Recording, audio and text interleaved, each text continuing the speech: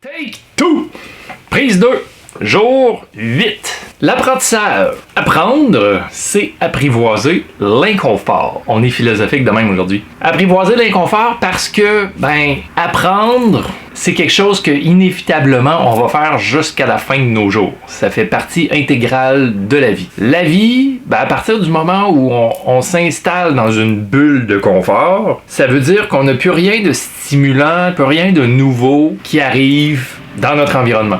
Oui, ça génère l'inconfort, stress, je fais des parallèles avec d'autres choses, là, mais le stress, on dit que quelque chose qui est stressant, c'est aussi quelque chose qui peut être nouveau. Si on prend l'acronyme de Sonia Lupien, qui est une spécialiste chercheur au niveau de la science du stress ici au Québec, elle a un acronyme qui s'appelle le CINE, donc les 4 éléments les 4 éléments stressants, les 4 éléments qui peuvent générer une réponse physiologique de stress qui va t'affecter. Sine, le contrôle. Est-ce que tu as le contrôle dans la situation? Le I, est-ce que c'est imprévu? Le N, est-ce que c'est nouveau? Et le E, est-ce que l'ego est menacé? L'ego. Ton honneur est menacé. Est-ce que ta réputation est remise en question ou pourrait être altérée par ce que tu t'apprêtes à faire ou par l'environnement extérieur? Dans tous les cas, dans le ciné, stress, nouveau. La nouveauté, c'est stressant. Est-ce que c'est quelque chose de nécessairement mauvais? Non. Quelque chose d'aussi joyeux qu'un mariage, c'est stressant. Parce que, c'est nouveau. Tu t'embarques dans une aventure que tu connais pas. Est-ce que c'est nécessairement mauvais? Non, mais c'est stressant. Donc, le stress n'est pas nécessairement mauvais. Le stress n'est pas inévitablement mauvais. Apprendre, c'est sortir de sa zone de confort. Si tu sors de ta zone de confort, ça veut dire que tu vas te mettre les pieds dans des endroits où peut-être que tu n'auras pas le contrôle, peut-être que tu vas vivre de l'imprévu, tu vas faire face à des nouvelles choses, puis qui tu es ou la perception de qui tu es ou la perception que les autres ont de qui tu es pourrait changer.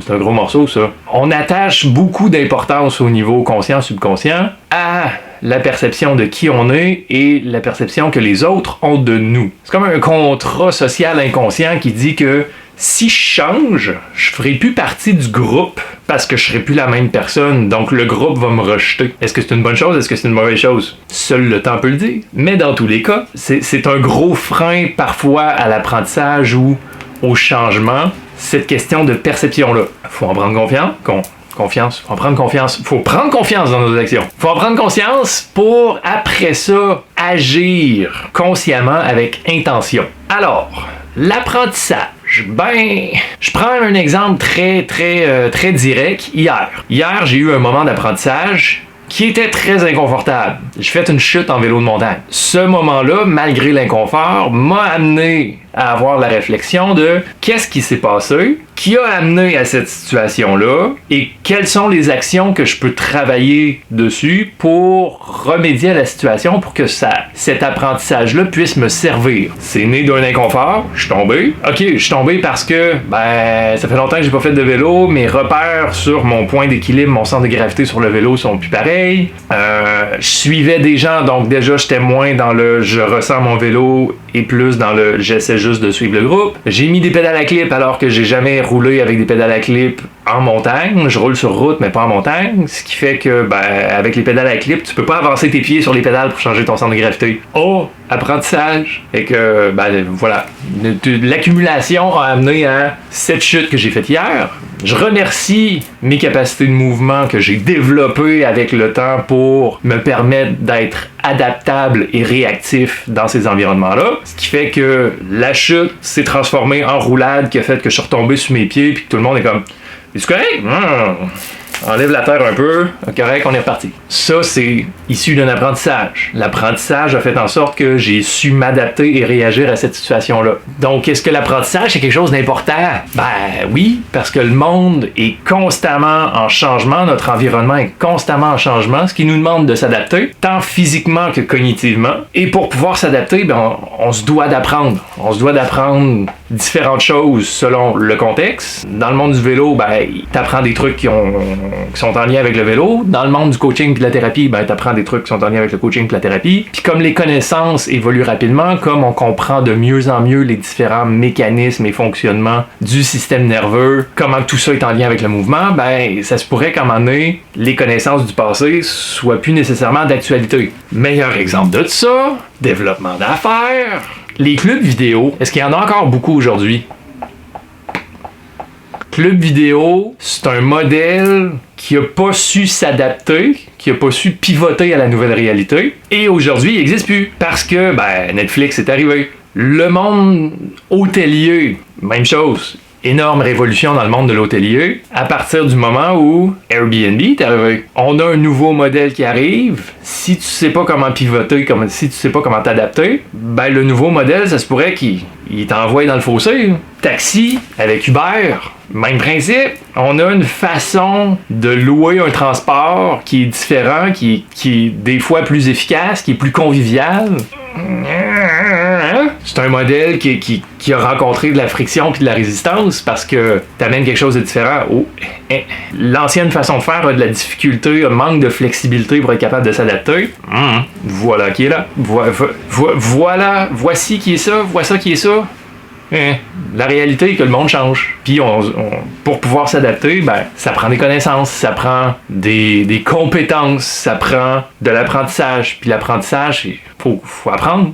Faut apprendre à apprendre. Puis il faut être conscient de soi et conscient de son environnement pour apprendre avec intention. Pas juste le bourrer le crâne d'un paquet de trucs, apprendre avec intention. Je parlais de différents business, dans le milieu d'entrepreneuriat, c'est ça, là. Du jour au lendemain, ton modèle d'affaires existant devient obsolète. Tu fais quoi? Tu te roules en boule puis tu pleures ou tu pivotes, tu t'adaptes puis tu trouves une autre façon de faire. Pendant la pandémie, il y en a plusieurs que des modèles d'affaires qui étaient basés en consultation physique.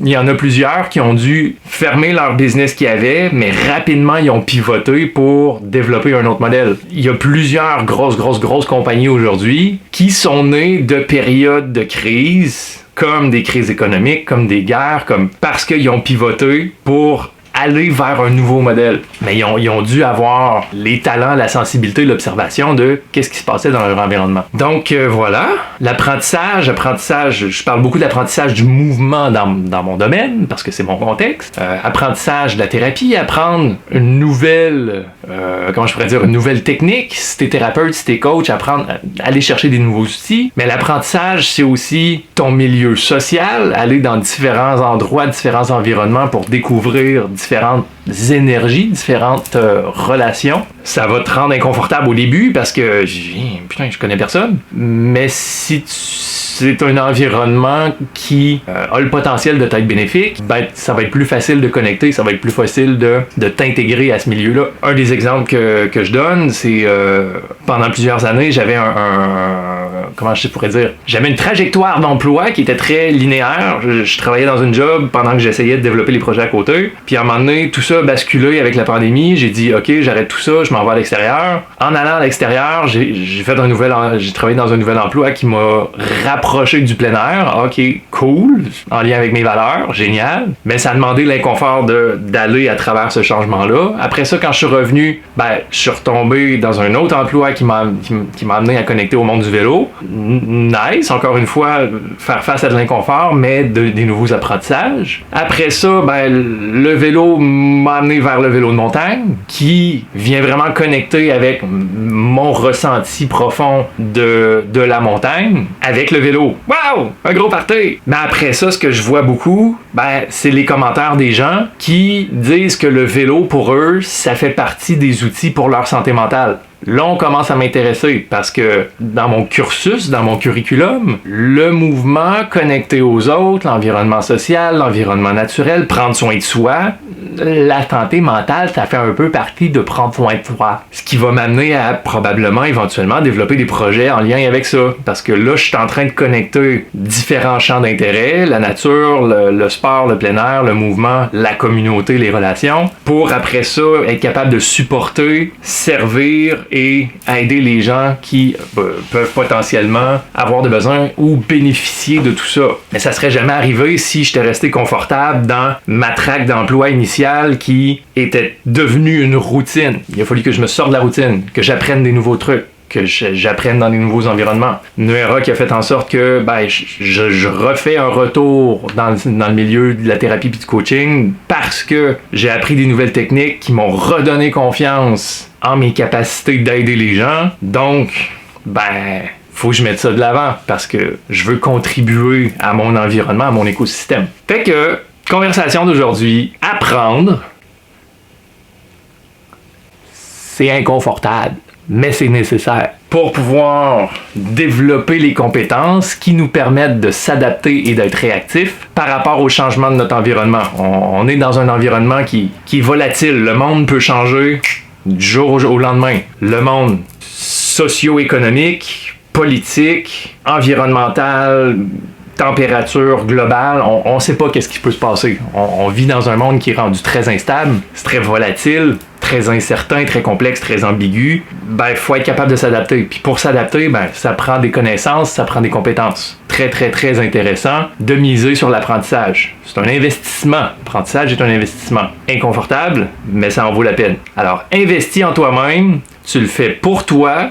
L'amour de soi, investir dans autant de formation puis dans du coaching, c'est parce que on veut le meilleur pour soi. Fait que c'est un très très très très bel exemple d'amour de soi. Si tu penses que t'as pas assez d'amour de toi, repasse-toi cette réflexion-là un peu. L'amour de soi, si tu fais autant de choses, si tu prends autant de cours pour essayer d'apprendre, de comprendre, c'est parce qu'en quelque part, tu veux le meilleur pour toi. Puis si tu veux le meilleur pour toi, c'est parce que tu t'aimes. Moi aussi, il faut que je me le répète. Je vais aller me le répéter, puis je vais aller regarder la vidéo pour l'entendre encore une fois, puis je vais faire l'édition, puis on se reparle demain. Ciao!